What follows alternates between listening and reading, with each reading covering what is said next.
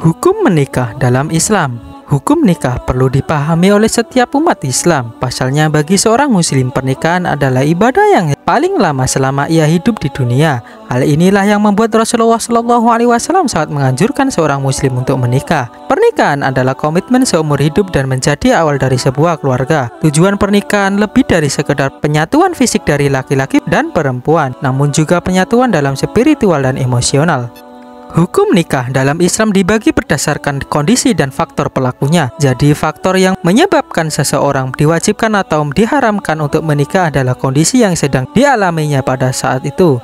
Pernikahan dalam Islam dinilai sebagai sebuah ikatan yang kokoh dan sebuah komitmen yang menyeluruh terhadap kehidupan masyarakat dan manusia untuk menjadi seorang yang terhormat. Pernikahan merupakan sebuah ibadah yang terikat dalam hukum Islam. Kata nikah berasal dari bahasa Arab al-jam'u yang berarti bertemu atau berkumpul.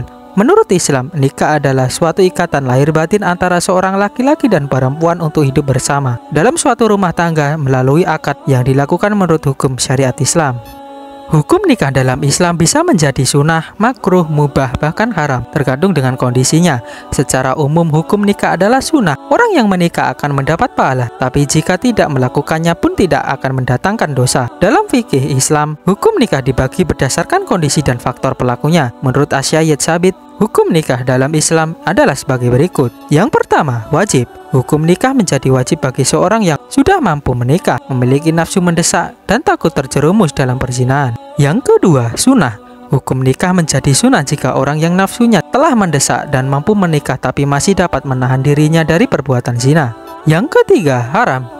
Hukum nikah bisa menjadi haram ketika seseorang tidak mampu memenuhi nafkah batin dan lahirnya kepada istri, serta nafsunya pun tidak mendesak. Yang keempat, makruh. Hukum nikah makruh terjadi ketika seseorang yang lemah syahwat dan tidak mampu memberi belanja kepada istrinya, walaupun tidak merugikan istri karena ia kaya dan tidak mempunyai keinginan syahwat yang kuat.